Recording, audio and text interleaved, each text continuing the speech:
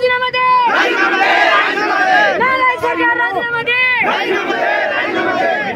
शिक्षा आएंगे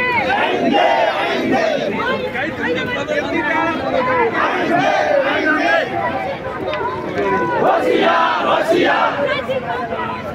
होशियार होशियार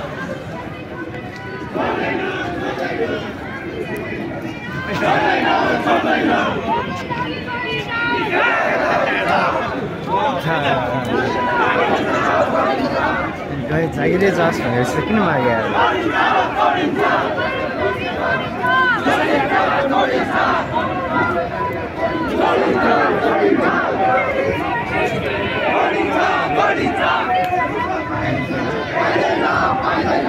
सबभन्दा अगाडि हामी माथि पर्छ आइज